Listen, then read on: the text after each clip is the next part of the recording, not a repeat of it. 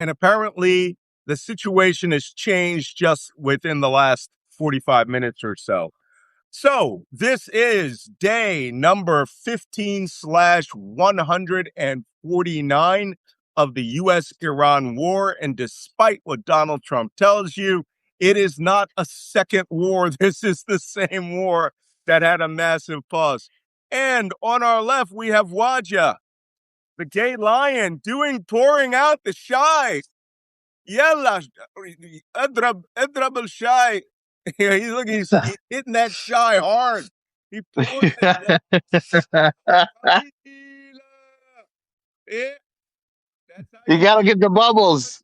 you don't make them bubbles. That shy's not good. Send that shit back, right? I've done that just for fun, just because. And the guy knows it, right? He's like, halas, takes the top off, pours the tea back inside, puts it there, and it goes like 2 feet high and hits the couple to make the bubbles. That's how you know your shy is good.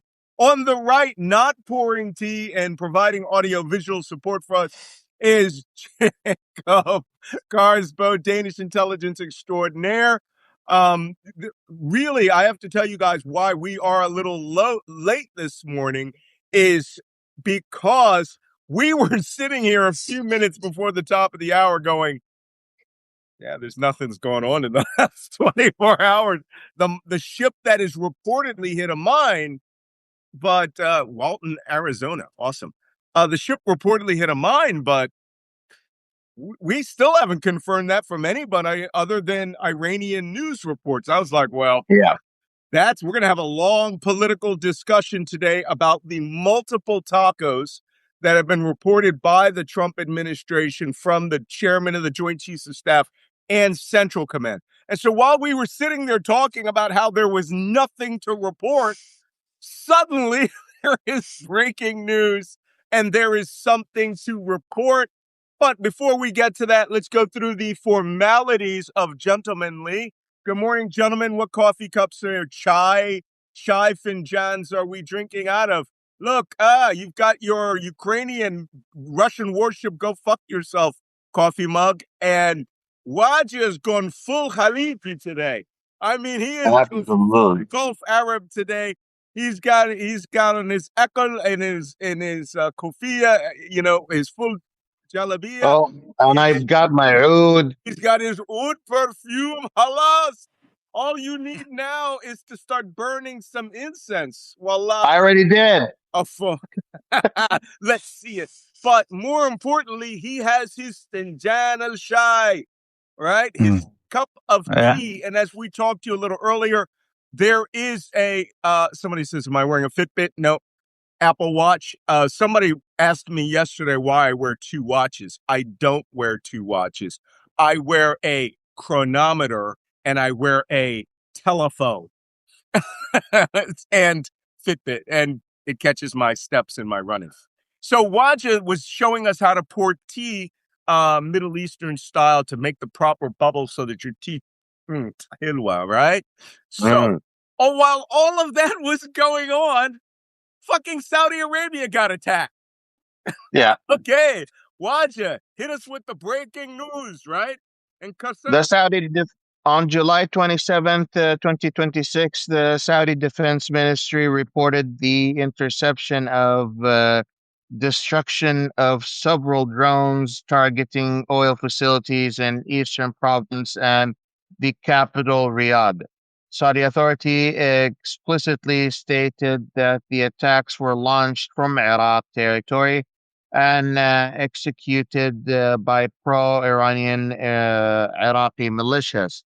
The Saudi Foreign Ministry 18 minutes ago came out and said that the kingdom reserves the right to respond to the drone attacks by the Iranian-backed militias in Iraq and calls on the Iraqi government to take necessary actions to prevent the use of its territories as a launching pad.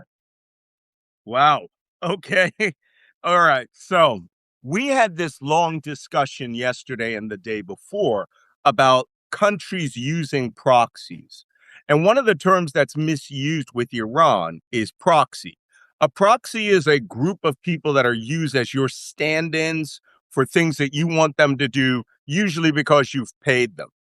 The reason that I don't like that term for the Houthis, the Iraqi Shia militias, the Bahraini independence people, the Hezbollah in Lebanon, is principally because they're not doing it because they want to be puppet stringed by Iran. I refer to them as armed co-religionists. They are doing it because they are Shia Muslims fighting in defense of their communities and supporting other Shia Muslim communities around the Muslim world, fundamentally armed, equipped, trained, and financed by Iran. And they do it because they see their allies getting hit.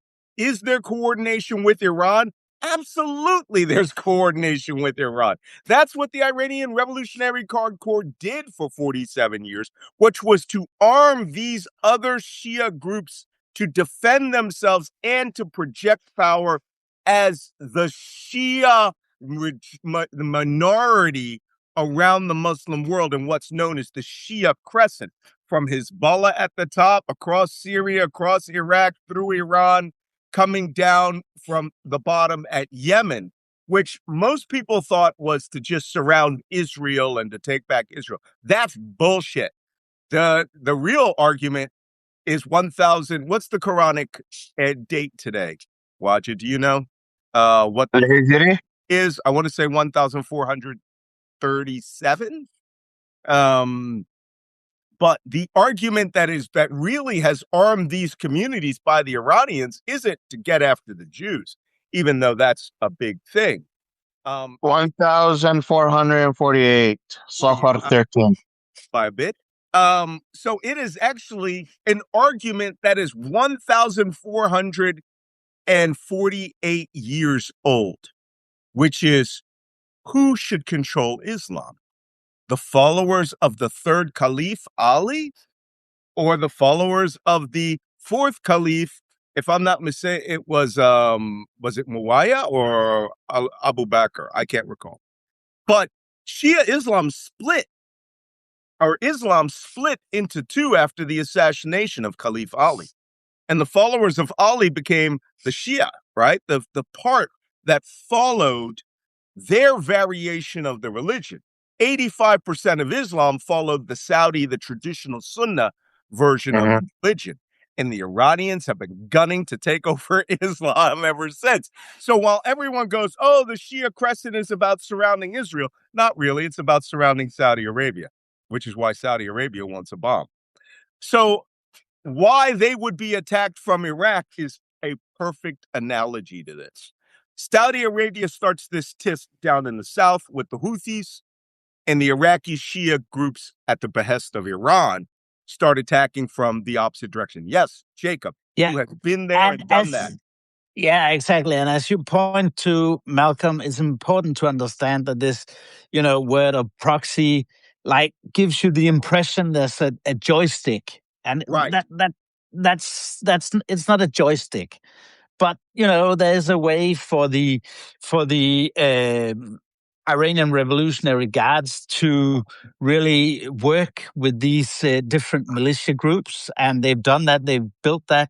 When I went to Iraq in the beginning of 2004 and late 2003, Yeah, it was different. But then the Iranian Revolutionary Guards, the Quds Force, doing the external operations, started really getting into these groups more and more and building them up and cultivating them, etc., etc. And that's increased that whole that whole alliance that they call the what do they call it, the alliance of the oppressed, and yeah. The movement of that's the what they call it. oppressed. Yeah. Mm-hmm. Technically, yeah, the movement of the oppressed. But I just want to say something. Somebody said, no, well, the Iranians must be using them as proxies. They taught them how to use anti-ship missiles, ballistic missiles. Yeah, but you just armed those guys. Yes, you will work in concert, but sometimes the things the Houthis did were to actually support their survival of the Shia Houthi down in Yemen, whereas Saudi Arabia, United Arab Emirates, and the Arab and the Yemenis, they wanted to wipe them out because they're Shia, not because they're Houthis. Yes, Wajeeh, is it bring? Let me help put this into perspective for the Westerners. Okay. You remember when the Pope used to run countries and help direct them, and because they all followed the Pope, Rome, right? Rome, exactly. Now, this is something very similar. You have people who are spiritually believing in a supreme leader who is going to help guide them to the path for the Sharia, where Sharia leads you to the way of heaven, right? Now, if you don't have that supreme leader, you lose your way. Now, these followers believe in their supreme leader. The supreme leader happens to be also the head of state. Mhm. And this head of state has more resources than all the other nations that follow that head of state. It just happens to be that way.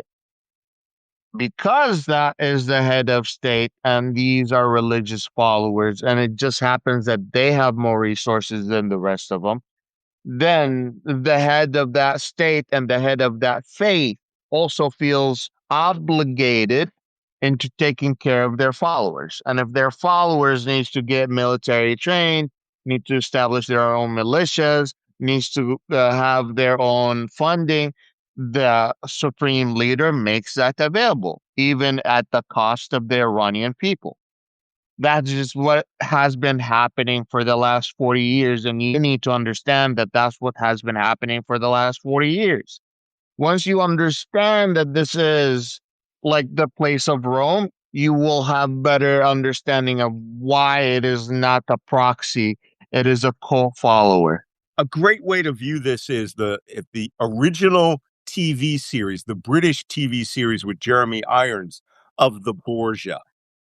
And those guys, all they did was to get in charge of Rome, because if you were the Pope and your son was a cardinal and your daughter was banging a cardinal or whatever, you controlled entire nations, and those nations had to act as proxies for you based on religion, co-religionists. And that came to a shattering halt with King Henry VIII, right? When he wiped out all of the Catholicism and priests and the power of Rome and created his own church, and no longer, yeah, granted, you're a Christian, but you were no longer a co-religionist with the Catholics.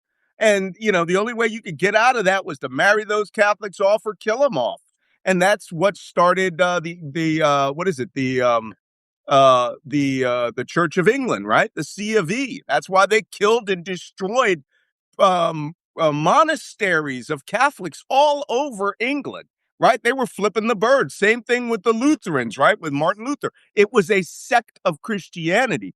But this is the version from the Borgias, where there is a guy at the top who really controls countries, but that control is usually through relatives and religion. And these Shia Muslims in Houthilandia, they're fighting it out with the Saudis. Are the IRGC going, you know what, it'd be a shame if some cruise missiles fell into Ad-Dammam, oil refinery, or if a couple of cruise missiles hit the Abqa pumping station and the what is it, Yanbu pipeline were suddenly to stop flowing. And then suddenly these Iraqi militiamen are out there going, good idea. And they were launching missiles at Saudi Arabia. Don't forget, it was Iraqi drones that were fired from southern Iraq that went after the Baraka nuclear power plant in the United Arab Emirates and evaded detection by flying all the way down Saudi Arabia and coming from behind. Yes, Jacob. Yeah, but very important also to understand that inside these religion, you all you always have rivalries. And it's super important to understand that within Shia Islam, you have the grand rivalry between Najaf and Qom, the holy city in Iran.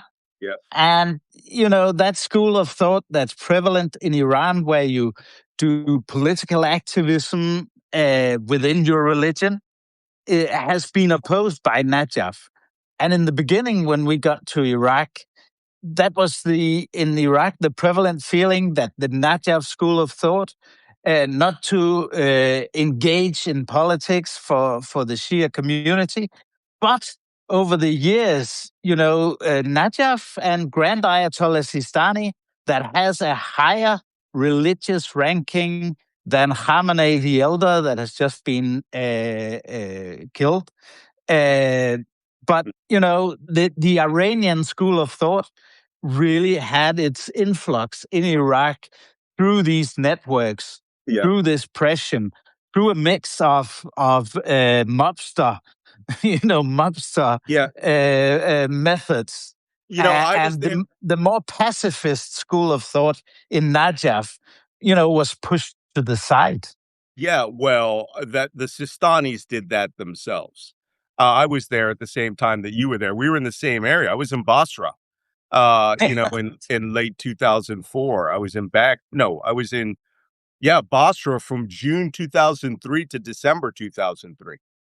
And I left and went to Baghdad as part of the U.S. mission in Baghdad in the Republican Palace in January 2004. And we had crazy talk going on about the Shia in Najaf. They were like, we have Marine generals like, Sistani and his people are nothing. We can just push them aside. And I'm like, what? No! These people they'll all come for you. All of them. And then when they tried that bullshit, the Iranians were like, what did we tell you about these motherfuckers, right? Here's some IEDs. Here's a few thousand IEDs. And now we had another branch of the insurgency grow in the South. My biggest problem, I used to be able to go to sleep on that 7-hour ride from Baghdad down to Basra. I used to once we started our shit, it was guns up when we went near Karbala and Najaf. And then once you got past Najaf, you could take it easy. We underestimate these people's belief in their own religion. And I think the White House is doing that. And what you're seeing is that Saudi Arabia is getting what happens when you punch at somebody and his buddy comes from behind you and punches you in the back of the head, right? Or in this case, if they had hit those refineries, we still don't have battle damage assessment. They could be hitting a kidney punch to the Saudis from behind. And then the Saudis turn around to hit that guy and the Houthis are bombarding Yanbu. This could get out of hand, people. And then what if Iran jumps in? The United States does something stupid and the Iranians decide to jump in and all three branches are bombarding Saudi Arabia. New war. Holy shit. All of this happened minutes before this show started. Literally minutes. And now we are into a new phase of this war. Here's the kicker. What is it? Prime Minister, what's his name? Abdali, up in Iraq, Abadi, whatever his name is, up in Iraq. That guy ain't going to disarm any of those Shia militias. Nope. Right? The Iraqi army is 75% Shia Muslim. And they're not in it. They don't work for Special Operations Command anymore. They don't work for him. They work for whatever they think is the best for the entire nation's community. And if that means siding with the Heshib Shabi, right, to kill the prime minister and put in somebody who is more amenable to Iran, that can happen in a day. That can happen in one drive-by shooting. Which is why right after he had been to Washington to talk to Donald Trump, he was called for a meeting in Tehran. Right to Tehran. And probably reminded how to what to do. He said that he flew there to talk bilaterally with Iran and to deliver a message from Washington. And I can almost hear that conversation. It's like, you are alive by our sufferance. I mean, we Yeah. could literally do this, raise one finger like that, and you're a dead man walking, right? Yeah. You think there will not be any disarming of the Hashid Shabi unless the Hashid Shabi becomes the Iraqi army. Yeah. That's what the Iranians will propose. They merge right Yes. into them, and that the Yeah. Iraqi army and the Iraqi special forces take on all of these guys, give them uniforms, give them equipment, so that the Ayatollah al Khamenei technically controls the Iraqi army. And that's what Washington is thinking 10 years ago. And they're thinking we can they're our proxy. The Iraqis like us. He wears a suit. We could just go in there and tell them to disarm the Shia militias. Yeah, Yeah, okay, right. right. Yes, what?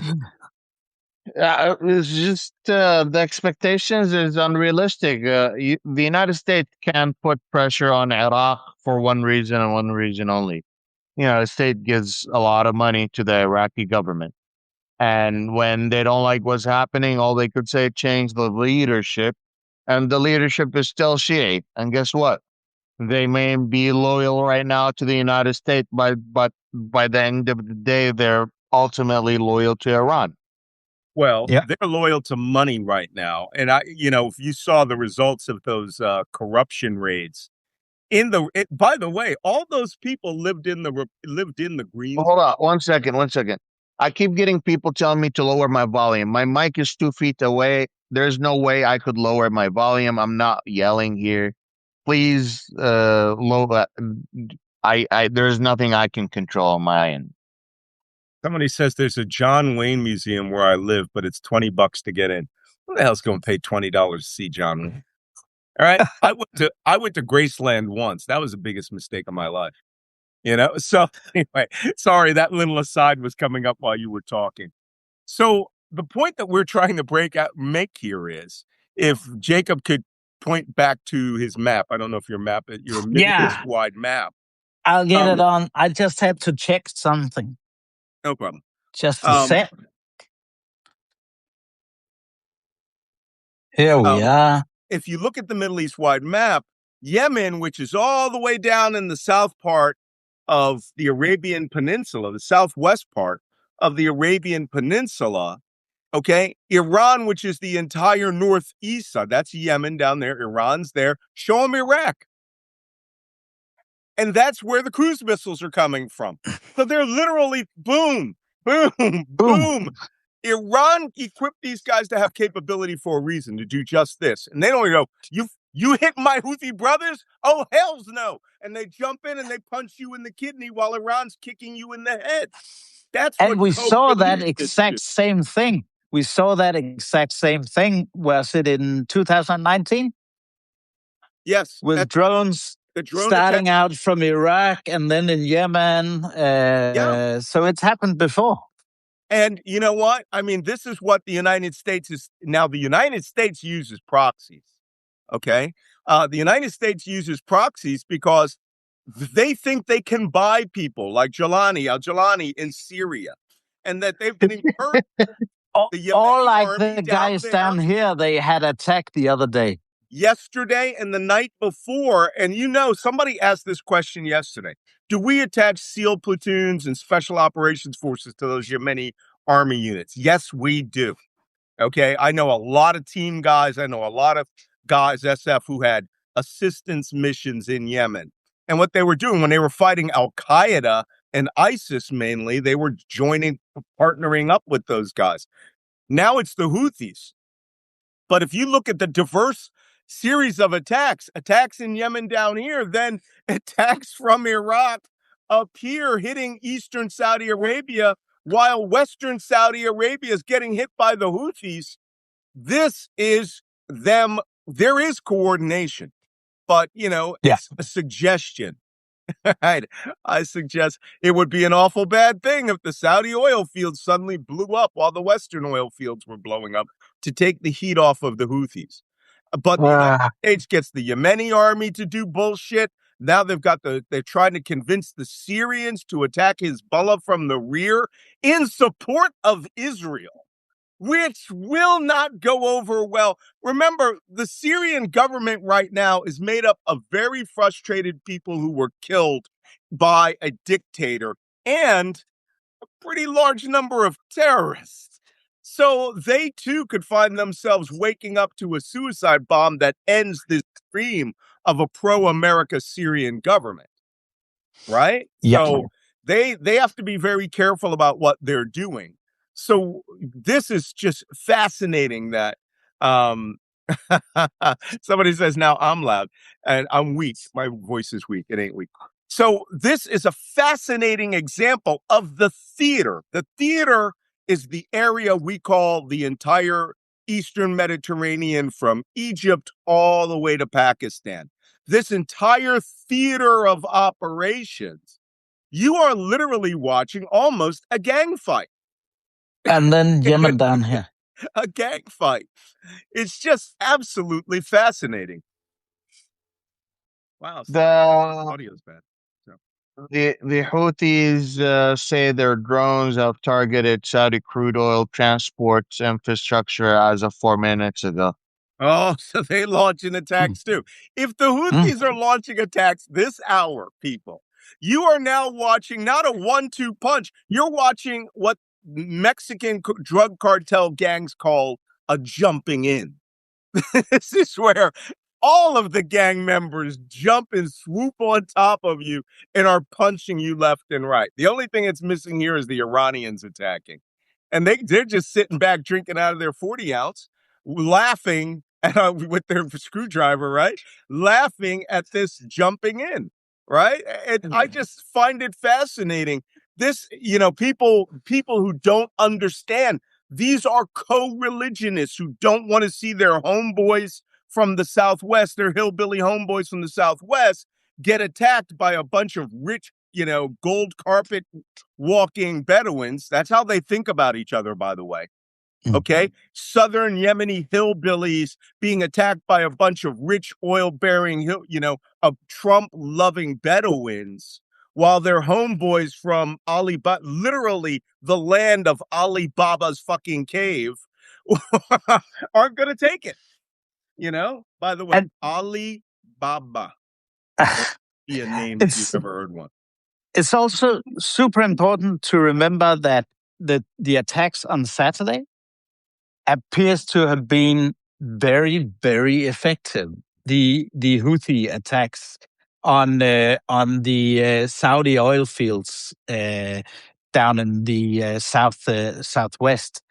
That seems to have been very effective when you look at the satellite imagery, etc., etc.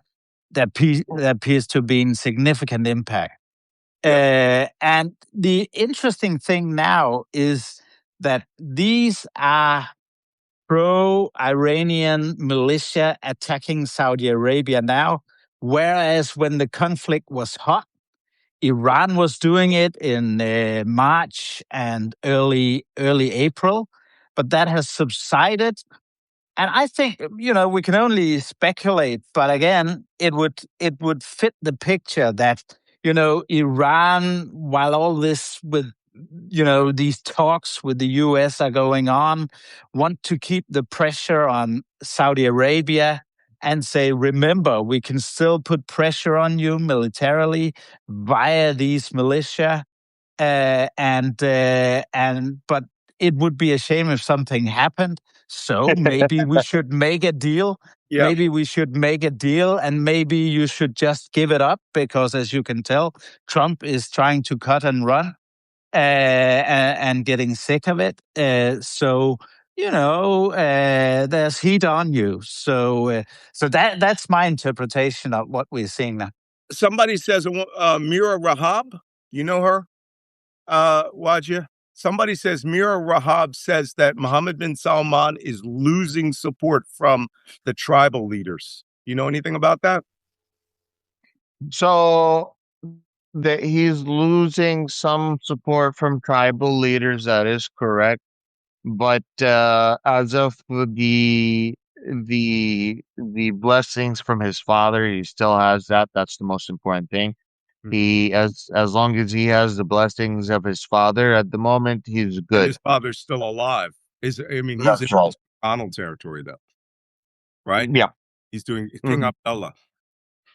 King Fahd, Oh, King bad. Salman. When did King Salman.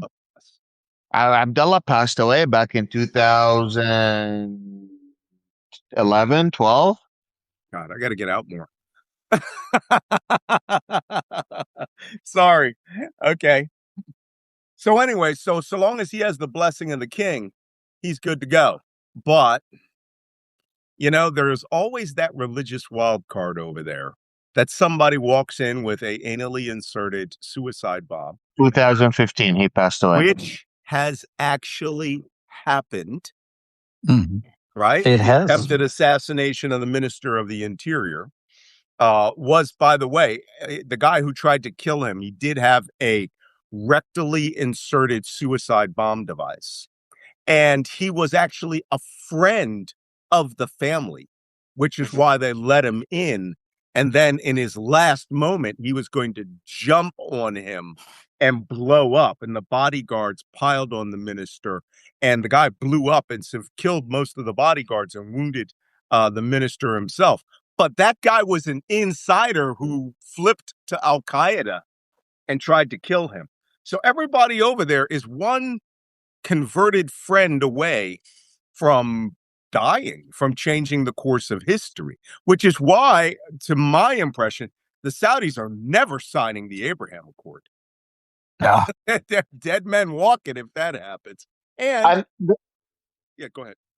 You can't sign a document making an agreement and agree with all the promises and then come out a day later and be like, wait, we have to add one more thing. We have to add one more thing. Wait. The comments that are coming out of this, you're clearly not reading them.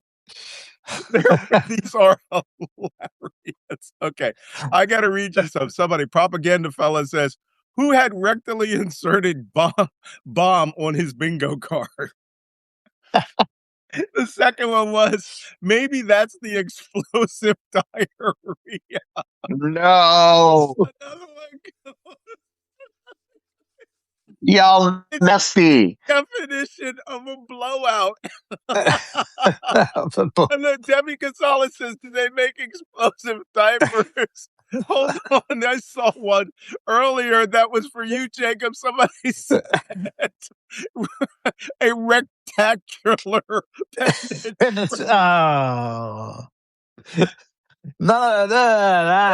You people are wrong. I'm wrong to have brought it up, but it was an event in history. It's hilarious. For those of you who are at Operation Colon Command, for those of you who come to this show for very serious straight-laced intelligence, you're going to get that. But this is literally what every intelligence briefing behind a skiff door that I've been to has devolved it to, right? Yeah. Jokes like this. And you know why Why? you don't know Because about them? what we deal with is so shitty, Malcolm, that we have to have fun at the same time. Otherwise, otherwise our heads blow up. I need every damn laugh I can get in this particular world. Mama K, I'm so dead now. Yeah. Go back and read those comments. Rectum, it obliterated them. Oh my God. All right, stop. Look at them bubbles. Look at them bubbles. It says I just woke everyone up in the house laughing. Okay, all right, guys, let's get on with it. We're all bloody mad. By the way, I have a neon sign in my living room that has that quote from Alice in Wonderland. We're all mad here. this is the spot. I think I'm gonna get that tattooed across my chest because we got that. All right, let's I'm going to turn the comments off. I can't keep watching the comments. They're hilarious. I'm going to go back on those comments. They're pretty damn funny, yo. All right. So, is there any more news? But Waj, what is the price of oil at 9:38 Eastern time, by the way? Are they going along with Trump's bullshit? We have a deal. Yes, they are. Oh. Yes. This is going to be crazy. Well, I can't wait to see the response if any of those oil fields in Saudi Arabia have been hit. Yes, what?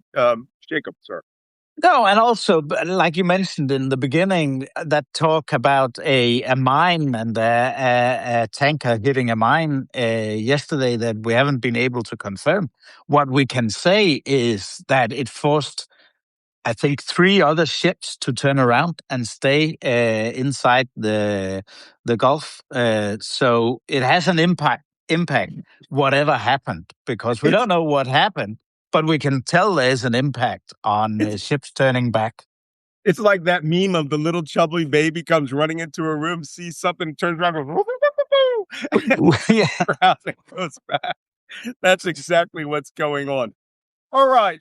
If there is no more breaking news, we can get down to the stupidity du jour. I still don't have my beret of stupid unpacked from my trip to Europe.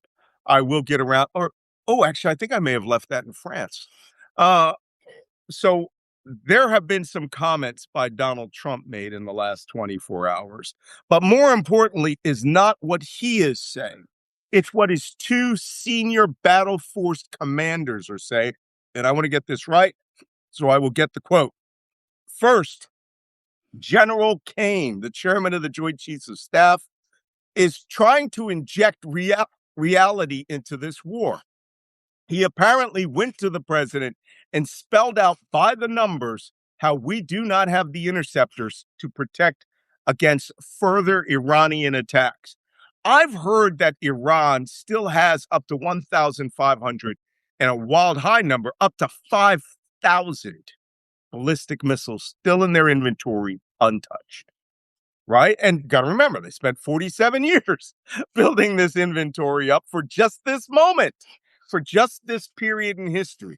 With 1,500 ballistic missiles at the rate they've been firing them thus far, they could go fire in an open war for another 6 months every day, the same number that they fired. Now, if they're going to fire the numbers they fought during the 40-day first period of the war, they could probably go a couple of weeks. But if they have the high number, that means a couple of months, but a couple of months firing, I'm going to get these numbers right, 500 ballistic missiles into the United Arab Emirates. 500. Yeah. Okay, they've fired over 100 into Bahrain, and now they're registering hits left and right. Are these the numbers on ballistic missiles? The Pack 2 and Pack 3 production capacity is about 850, 880 a year. Yeah, that's if we're blazing. Okay, you have to understand Yeah. the Patriot. That's the production capacity, and that's the defense industrial base. And it's not something where you can push a button and then say, okay, let's produce twice as many. It's not Yeah. possible. Yeah, because you have to physically build structures. This is going to have to go to automation. It would take 2 to 3 years to get the automated machines into place, which you would have to buy from Japan, and you'd have to, violate the rule that says you can only buy U.S. produced materials to produce U.S. materials using only U.S. materials, which means you'd have to help. Here's the kicker: you would have to get Europe to turn on their industrial base to get America back to where America needs to go. So, and just to put it into perspective, Malcolm, what the expenditure of this war of Pack 2 and Pack 3 interceptors has been around about 2 years worth of production. And don't forget, Ukraine fired half that number in 4 years of nonstop ballistic missile bombardment by the most advanced ballistic missiles on Earth from Russia. Yeah. Okay. This is just mind-boggling. But remember that little story I told 2 days ago about the submarine guy who now works in industry producing high-tech weapon systems, and he was pulling his hair out because if his employee wasn't in the armed forces, they won't come to work. They regularly get high because they now say marijuana is no longer a drug. So they'll come in stinking of marijuana, working on high-tech systems, and then they'll quit or get fired in large numbers because they don't feel that they should have to work. That's the American base now. And I accept that Donald Trump doesn't see Russia as a threat.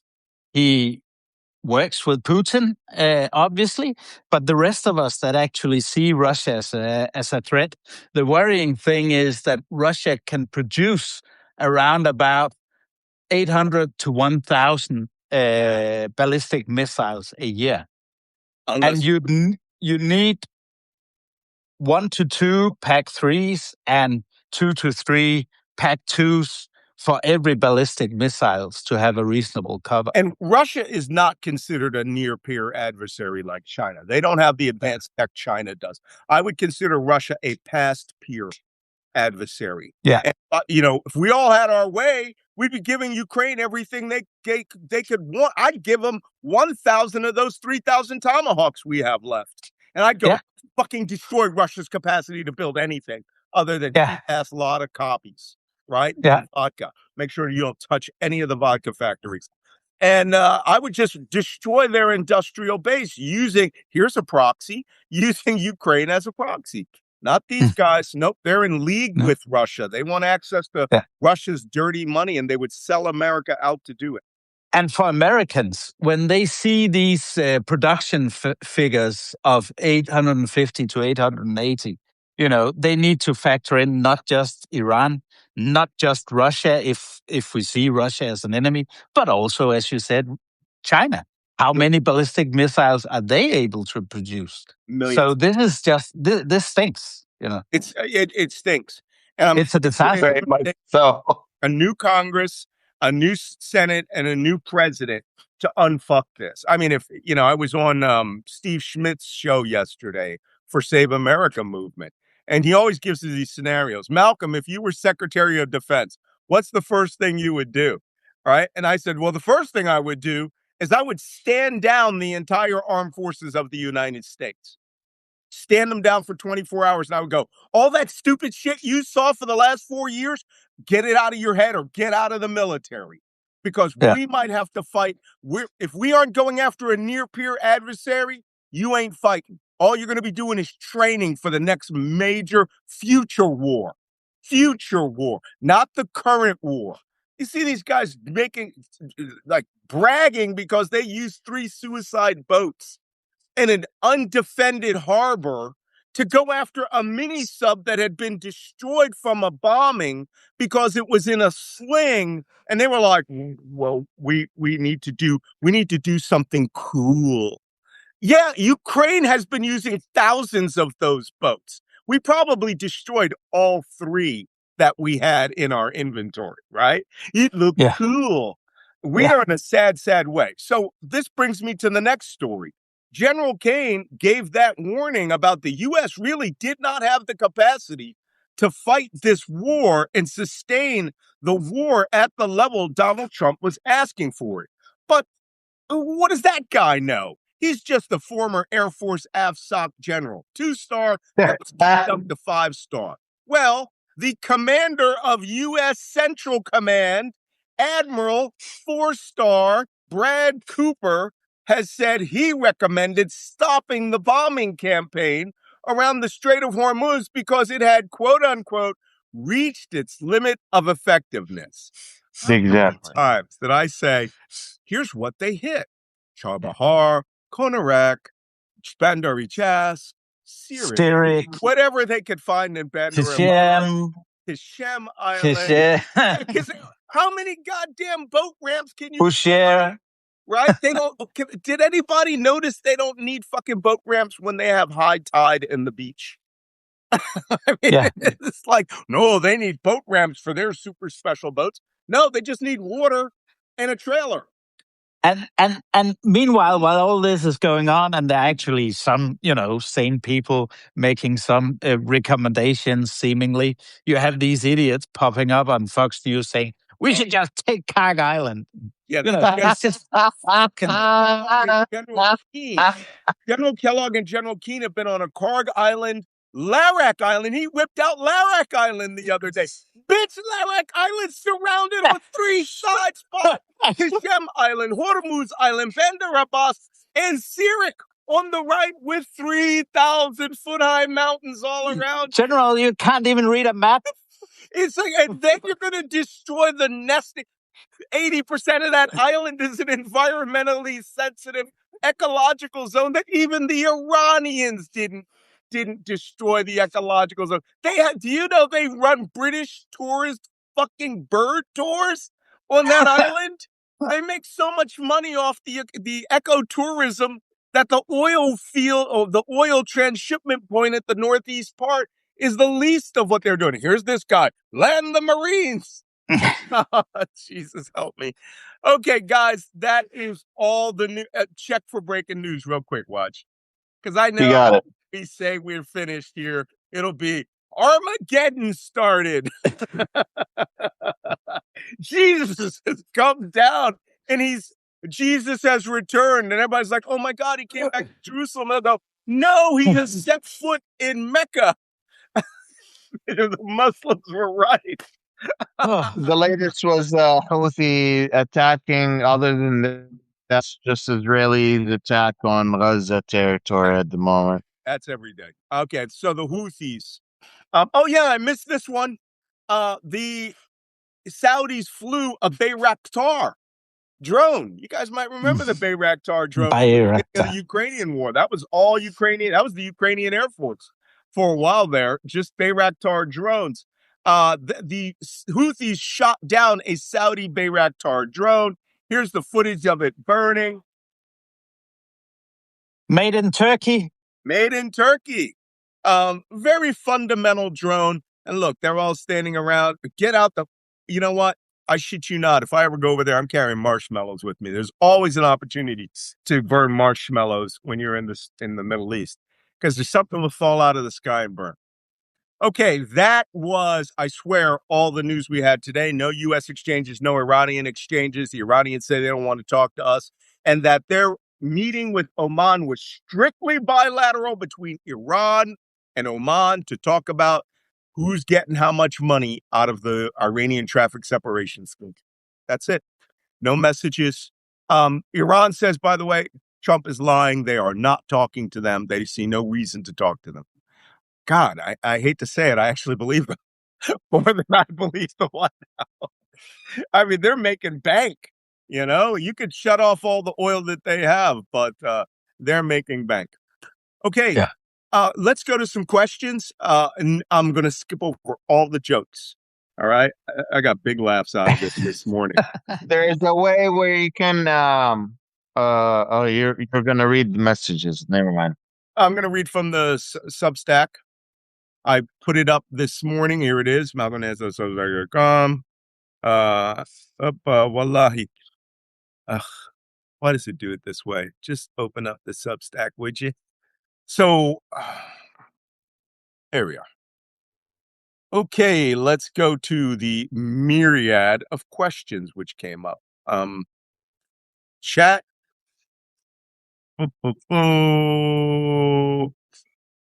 Okay. Here we are. War pause. You already answered the first one. How many PAC-3 missile rounds does the U.S. actually hold? General Kane said 3,000, 2,000, but he thought that was like critical empty.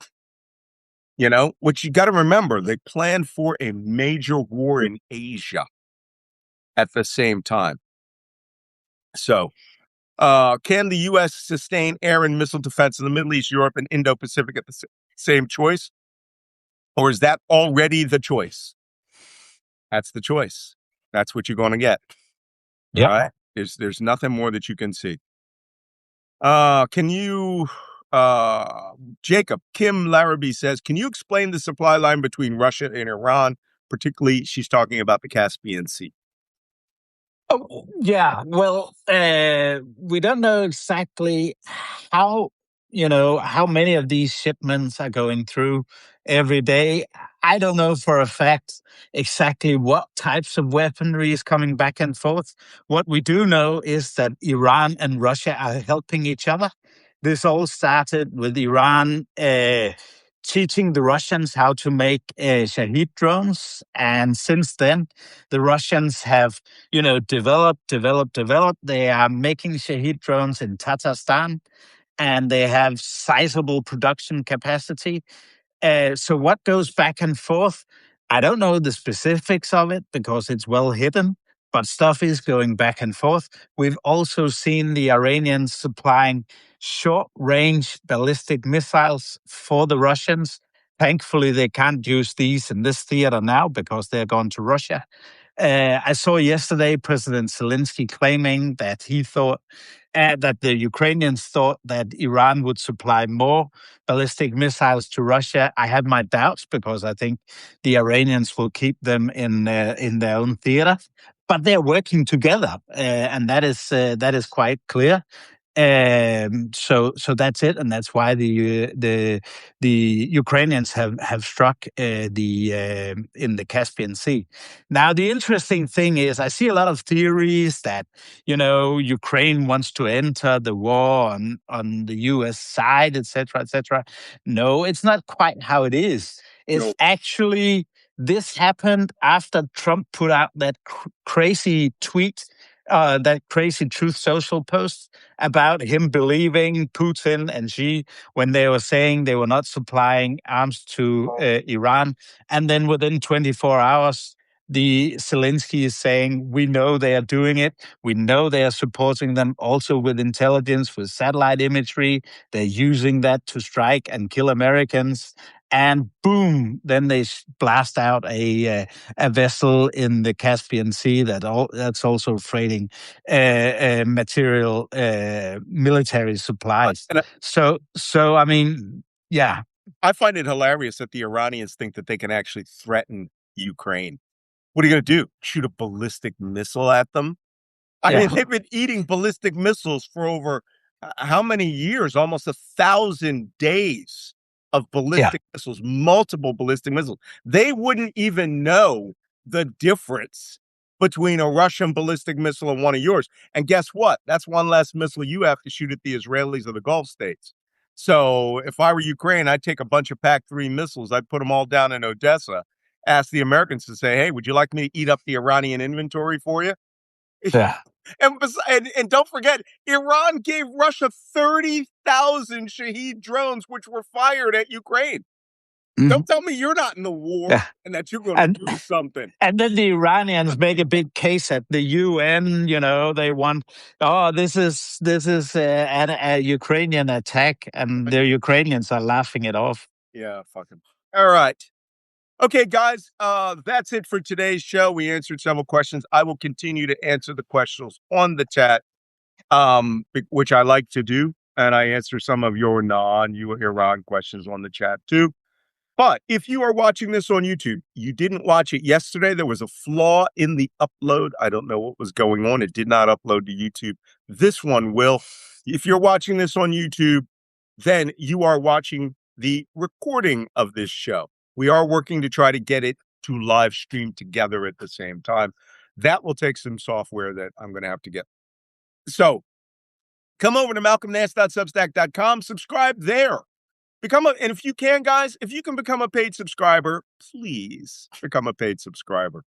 And we would love you, no bullshit. So, and where you going to get your laughs in the morning, plus learn everything that real spies would be talking about in the context of the Middle East and in the war that we find ourselves in. Okay, thank you, Jacob. Wajeeh, thanks for coming. We will see you all tomorrow. Everyone, go have a nice Monday off, and let's wait for Taco Tuesday. Bye-bye. See you tomorrow.